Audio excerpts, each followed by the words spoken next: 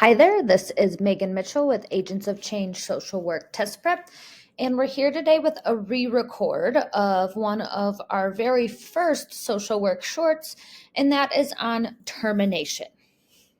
So we're going to just cover what termination is, what do you need to know for the exam, and what are some key things that happen during the termination phase.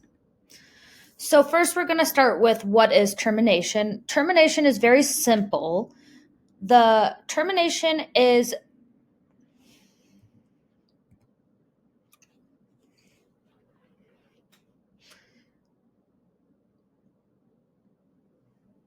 Hi there, this is Megan Mitchell with Agents of Change Social Work Test Prep, and I'm here to do a re-record and an update on one of our very first social work shorts that we have done, and that's on termination. So we're going to define what termination is. We're going to talk about what it is as a therapeutic stage, and what are some things to consider that you will need to know when a topic regarding termination comes up on the exam.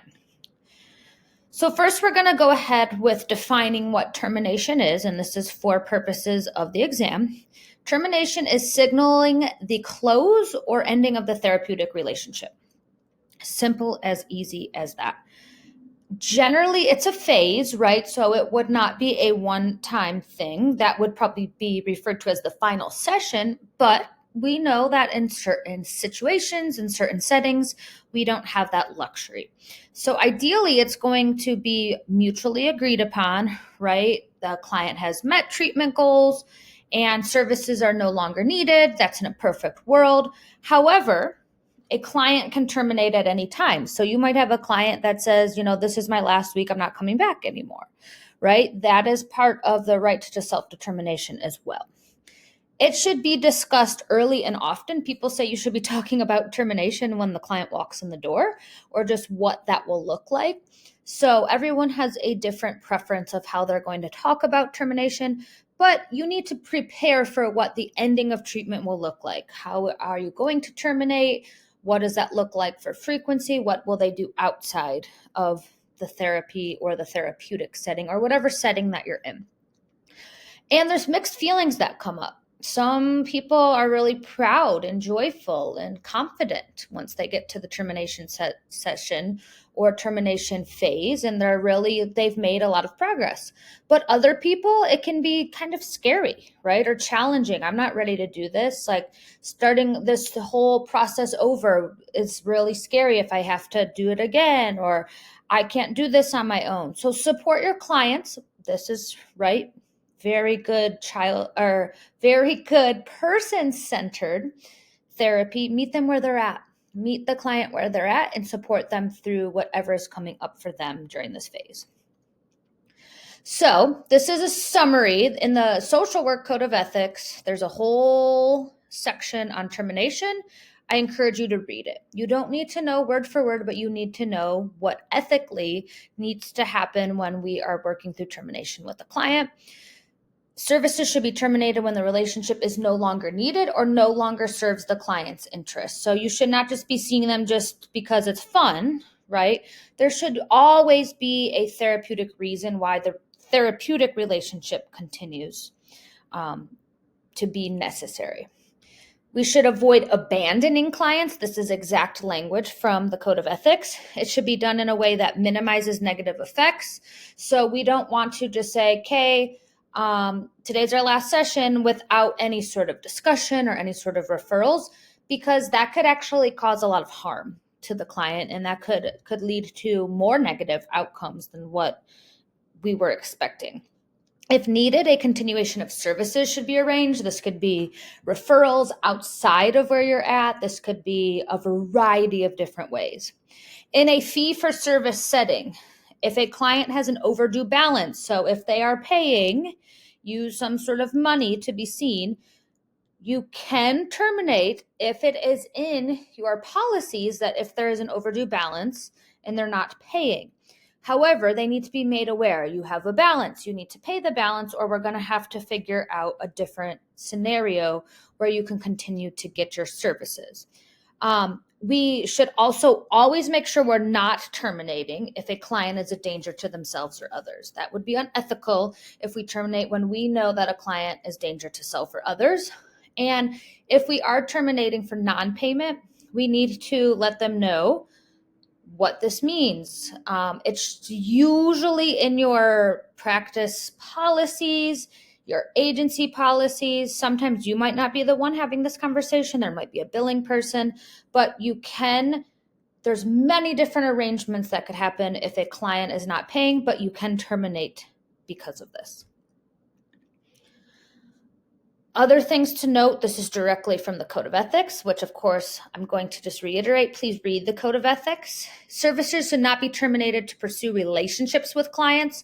We know that relationships with clients are always a no-no, so you should definitely not be saying, let's terminate so that we can engage in some sort of personal relationship. Social workers who anticipate termination or an interruption in services should transfer, refer, or plan for continued services. This might be if you're going out on some sort of parental leave or family leave, or you're leaving the agency and you've given your notice. You should try to give options. Social workers leaving an employment setting should notify clients when possible and go over their options. Sometimes it's not, right? Sometimes it's just at a point where you have a few days and that's it. You do your best to do the least amount of harm. Always do your best to do the least amount of harm. And document what's happening with transfer of care, what's happening with termination. Things to consider. We've just discussed this document, right? So you will have to probably write some sort of termination plan or termination note. When it's time to terminate, the rule of thumb is to provide 3 referrals, right? We cannot determine if this person is going to follow up on the referrals. Depending on what setting you are, you might do some case management of helping them connect to the referrals, but that's always a good thing. Just here's 3 referrals, and they don't necessarily need to be for ongoing care in necessarily therapeutic way, but maybe there are groups out there, or maybe there are other avenues that would be therapeutic for the client that would be good referrals as well.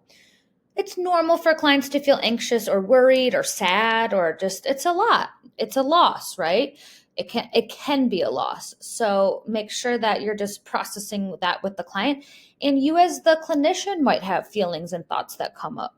So if you are having these feelings too, make sure you're using supervision and you are processing this as well. But this is normal. It's nothing to shy away from. And once treatment is terminated, it's best practice to send a termination letter. And by send a termination letter, this could be you write your termination note.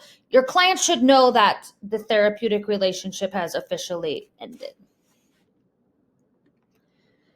Client safety. Safety first, safety first, safety first. We should always provide services to clients who are a danger to themselves or others. Terminating them could be a liability. So if we feel that we're in a stage where they are a danger or there's significant harm that could occur, we need to not do our best within our best possible capability, not terminate or connect them with a higher level of care so they are continuing to get some sort of services. So we will end with a practice question. A client has been meeting with a social worker for 1 year and has been actively engaging with individual and group sessions. The client has met the established treatment goals in both their individual and group settings. The social worker discusses that given the success, termination is appropriate. The client becomes defensive and states she cannot end treatment as she's not sure how she can manage without it. What would be the most appropriate response from the social worker? A, acknowledge the client's feelings and continue to provide therapy. B, continue to keep the client in the group setting but terminate individual sessions. C, acknowledge the client's concerns and discuss decreasing the frequency of sessions. D, acknowledge the client's fear but explain that she must be terminated as it is agency policy. So if you are following along with the video, you might want to pause it here and take some time to break it down, but we will do some process of elimination here in just a moment. So what is coming up when we're breaking this down? They've been in treatment for a year and doing both 2 different venues, individual therapy and group therapy. They've met their treatment goals, right? So clinically, we as the social worker feel it's appropriate to move towards termination. Keep in mind here, termination is a phase, right? We say this to the client. We should always be talking about when they've met treatment goals. The client becomes defensive and states she cannot end treatment. She's upset.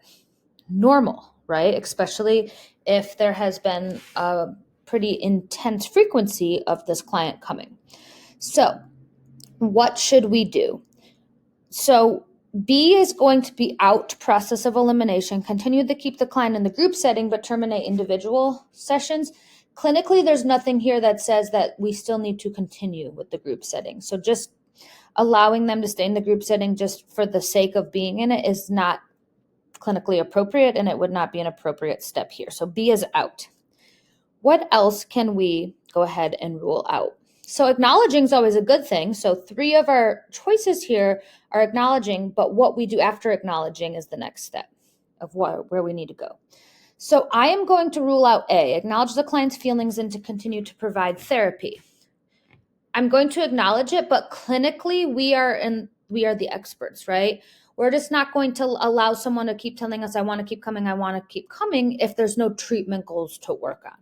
So we have to have the clinical judgment here to say, hey, I understand, I'm acknowledging all these things are coming up, but let's talk about what our options are here. We're not just going to keep on doing things the way that they are because it's not needed. So A is out. B is out. We're also going to rule out D, acknowledge the client's fear, but explain she must be terminated as its agency policy. This is too harsh, right?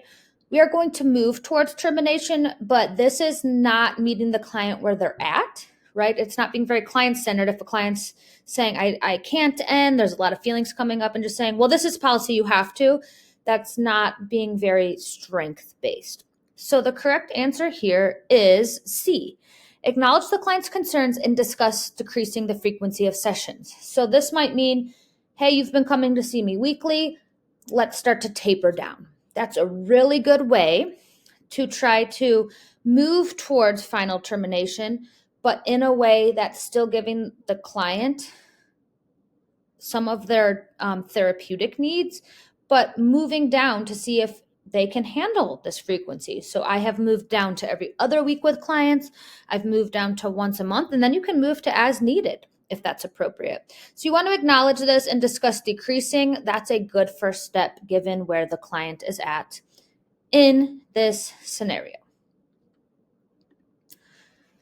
So that was our quick overview of termination.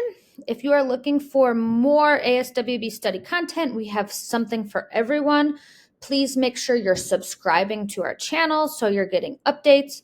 We also have obviously podcast content that comes out. It is really for all modes of learning. So check us out at agentsofchangeprep.com, or if you have any questions, please send us an email. And of course, thank you for tuning in. I hope that you're finding this content helpful. And remember, you got this. You are making the steps that you need to make the next jump in whatever that is that you are looking for in your career as a social worker. Thank you.